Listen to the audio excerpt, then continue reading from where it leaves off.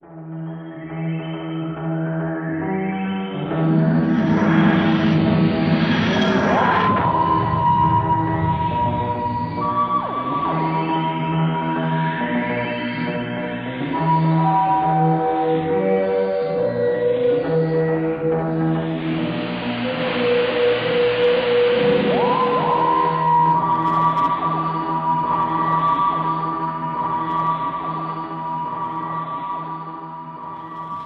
you mind if I drink my Doctor Who tea, please? Right, Caroline. Welcome to the Tardis Club. It's brilliant, isn't it? It's great. Unique, I think. I think we'll start with Doctor Who. You landed the job through an unusual photograph, didn't you? Yes, I'd been at the National Theatre in... It was then at the Old Vic, Waterloo Road, with Sir Laurence Olivier and his company. And after I'd left, I went to Exeter and did a Shakespeare, Portia and a Merchant of Venice, and then I wanted to get into television. And everyone thought I'd be sort of too snooty or classy, and I just couldn't get proper interviews. So I went and had some photographs taken of myself in a bikini. This is really true. And all the people I'd written to, I wrote again and sent the photograph, and they all gave me interviews. So most of the men in these positions are probably just dirty old men. We're videoing this, aren't we? God, I should be had up for libel. And in actual fact, Derek Sherwin, who was then the producer, I hadn't written to him, but one of these other producers handed my photograph. I suppose they are in offices next door to one another and knew that they were looking for a Doctor Who girl, and he offered me an interview. So I went along and met him and Peter Bryant, who I thought was a producer too on there, but he also wrote. I met him at Southampton, I think, at the Blue Box convention. Anyway, I got the part, which was terrific. So I got into television and had 26 episodes. Brilliant. The first story was Spearhead from Space, which was all done on film, and it was quite different from previous Doctor Who's. Were you aware of that at the time? No. All I knew was that we weren't... The budget was very small and they weren't going into space, which we didn't at all. For the whole year, I don't think. I mean, you all know better than me, don't you? The aficionados of Doctor Who. Was it stressed that they were going for a more adult approach? That they wanted it not now just for... I remember it with Jamie and at Caroline Ford. I'd seen one or two, but not a lot. I'd seen Patrick Troughton do it once or twice. I didn't have a telly at the time. But when I went for the interview, they said Jon Pertwee was going to be the new Doctor, and they wanted to bring it up. And it's a Saturday afternoon slot, I think about 5:30, for people who'd been watching the game, whatever it was on, you know, matches, you know, football, rugby. So I had to, and they wanted a scientist. They wanted to make her intelligent and not, you know, little girl, what do we do now, Doctor? I still had to say that. I don't think anyone's got away with not saying, what are we going to do now, Doctor? And that was the only story with Derek Sherwin as producer, wasn't it? Because Barry Letts came in at that time. He took over while we were doing Silurians. And did he sort of... I'm in competition with bloody Jon Pertwee. Don't you turn him off? I bet he's looking down, it's like God, saying, you mind what you're saying, my lass. Did you realise right from the outset that Barry was looking for something a bit different? And no, not at all. The companion? No, I didn't. So as far as you were aware, he was quite happy with the way this series was at that time? And I liked him very much, we got on, but obviously, we were talking upstairs about this, every producer and every scriptwriter and every director wants their mark on something, and I suppose if you've got Doctor Who, the next best thing, if you can't change him, is to change the girl. And I don't know how difficult it was for scriptwriters not to have someone who was... If you've got someone very intelligent, maybe that stops you writing good scripts, I don't know. I think the stories were pretty good that I were in. I don't know what you all think about that. Yeah. I mean, I've just seen them all again, and I think apart from And it was my favourite when I left, which was Inferno, which I think is a little bit repetitive at times. But then we have to remember it was going out week after week and people didn't have videos. So you have to repeat some of the story to remind those who've just tuned in, or just to remind you, if you've missed one, what's happening in the story. I did think, I thought, oh golly, Petra and that bloody boat keep having a ding. You know, it seemed, oh, we got to go through this again. So, but I suppose we're not really meant to see it all in 7 episodes at once. But I think it holds together quite well. Getting back to the Silurians, I think you had a difference of opinion with the costume designer, didn't you? Yes, I've remembered a lot since I've just seen them and since I did Monopticon. Christine Rawlings was the costume lady, and whether she had it from powers up above, but I wasn't allowed to wear trousers. And I said, well, if I'm going down a mine, or where they were caves, I ought to have trousers. Oh, no, they won't let you. And luckily for me, when I came on the set in a mini and my boots, John said, she's not going down in those. And I said, well, I can't do anything about it, John. He said, well, I can. Which is great, you know, if you've got the support of someone like John, you're fine. So I was put into an old miner's rig out, which is rather nice. I look a bit like a clown. But, you know, it's more real. You can believe it. You wouldn't believe someone would go down into drippy old... I mean, I've never done cave, what is it? Pothole. But I would imagine you need to be dressed for the occasion. Yep, someone's nodding. You get stuck upside down in wet holes in the ground. Exactly. I mean, you swim half the way, don't you? And my son did it and said he had about 6 inches or a foot between him and the cave roof at one time. So, and also, when you've done one story, I suppose this is in any series, the next writer may not necessarily know what the Brigadier is like, or so Nick would have to say, no, the Brigadier wouldn't behave like that. You have to keep them on you in the end know more about your character than some of the new writers coming in. I think that happens in all the soaps probably too. Right, your third story, Ambassadors, your husband made a guest appearance in it, didn't he? We saw that the other night. No wonder I married him, he looks really dishy. And of course you were also pregnant during the making of that story, weren't you? Yes, I got pregnant by the time I was doing Ambassadors of Death and Inferno. I don't know how I did. I had to run a long way. It doesn't look much on the film, but it was quite tricky, and falling over Marlowe Weir. I actually didn't do the great, wonderful somersault. Roy Scammell did that. But I had to be lifted down to be lifted up. And I would think it was a bit dodgy if anyone 3 months gone does that. But I just thought, I'm not going to let them know. Because people start fussing. If you tell them you're pregnant, they say, oh, sit down. And then came Inferno, which I think you said was your favourite story at one point, before you saw it again. When I left. Yeah, I mean, it's great to be able to do the baddie, you know. I really love that. You know, when you played a very sympathetic character and then she turns around and makes her a Nazi comp, you know, she's really vile. I remember very clearly when I saw it again saying, name, your name.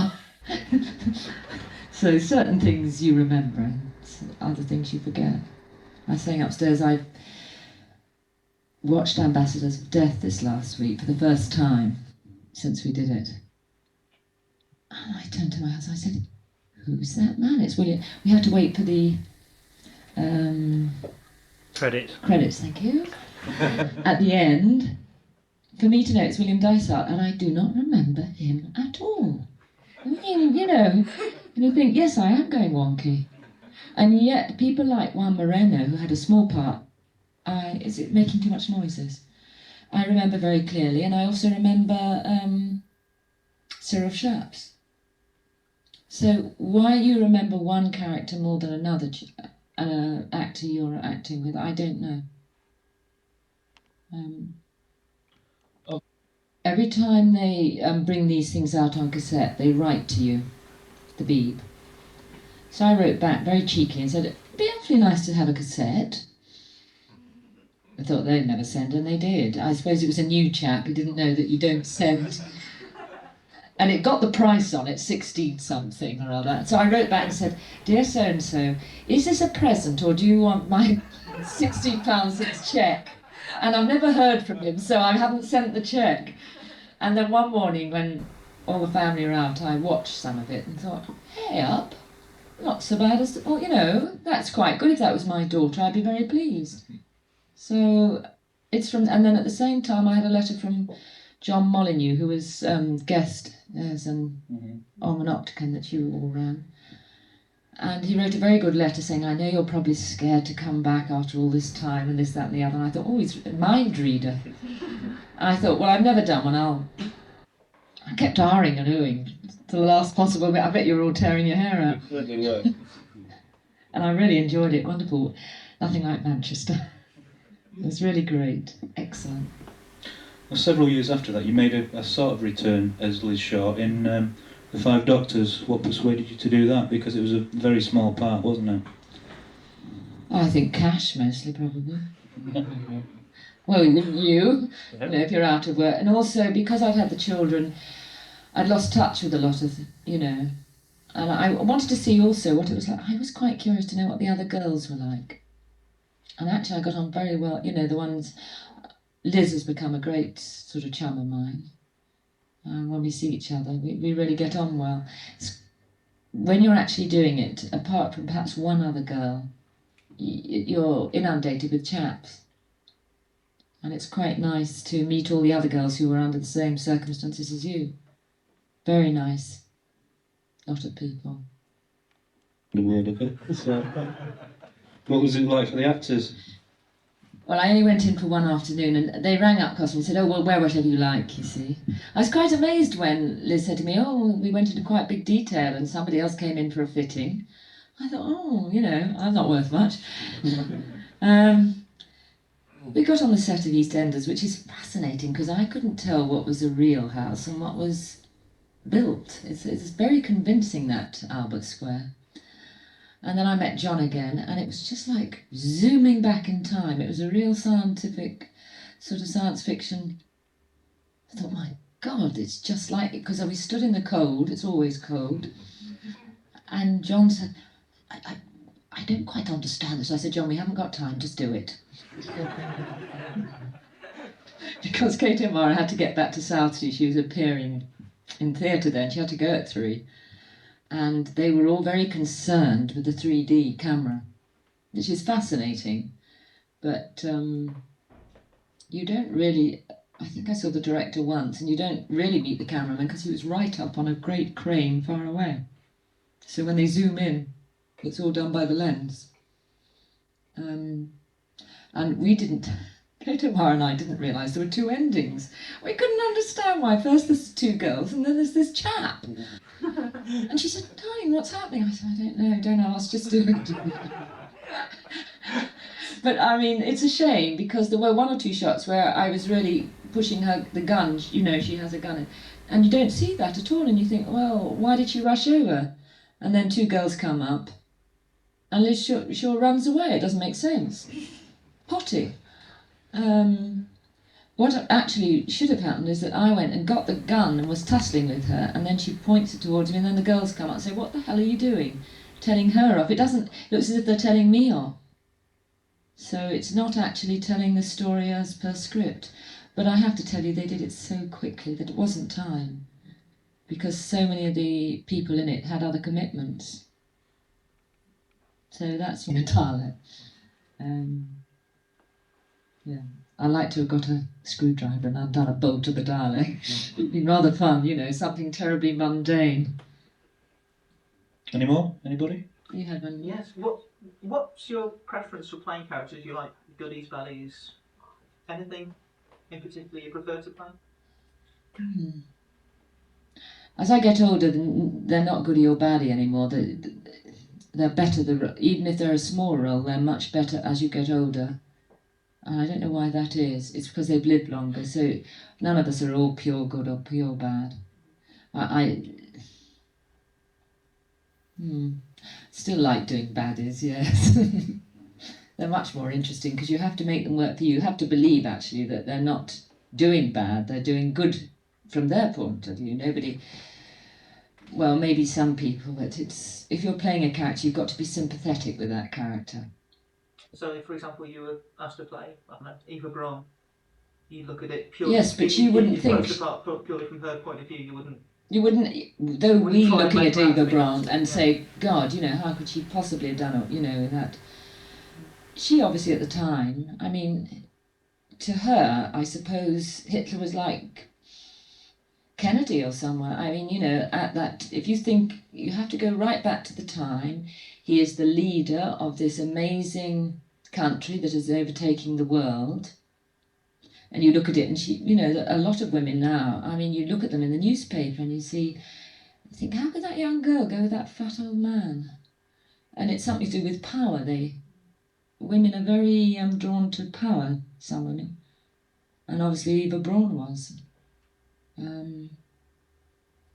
I think playing the other side of Liz, you know, the sidestep, she had relinquished power and listened to the doctor. This other woman wouldn't listen at all and was the complete opposite. That was nice, to find the differences, the complete opposites, and have enough material to show it. That often happens in television. You don't have enough material to show different sides of your character. Did you ever see a film called Year of Living Dangerously? And there was an actor called Linda Hunt, and she played a man, and she got an Oscar for it. Would that sort of thing interest you? If it was well written and if it was a good director, yeah. I wouldn't like to do anything like that unless it was really tops, because it could be so misconstrued. Yeah. And if it's done badly, you might as well not do it, because I would think that's quite delicate to do that. She played it very well. She played a... but, I mean, I don't know who directed it or what. I mean, it'd be very interesting. My daughter was telling me there was a doctor in about 1815 or 20 who was a woman who went to Edinburgh. It was on telly last night. Was it? Yeah. Oh, now that would be very interesting. Did they do a documentary on that? Yes, it was 4 doctors who joined together because they were advocates of female education. And of course, at the time, if you're female, you couldn't get into university. So she dressed up as, and she stayed a man until she died, didn't she? I mean, nobody knew. Now that sort of character would be wonderful to play.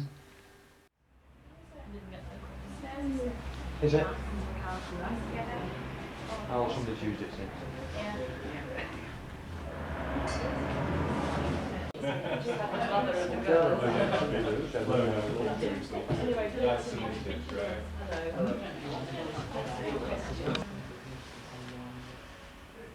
I like to put this. That just reminds me. Good to see you. Cheers. Hi, Karen. Nice to meet you.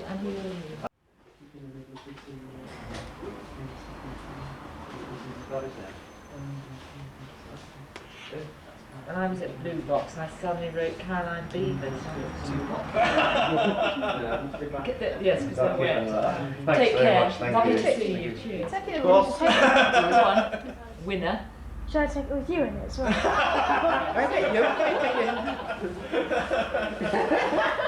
Right, okay. Say cheese. Cheese. Thank you very much. Thank you. Bye now. Bye.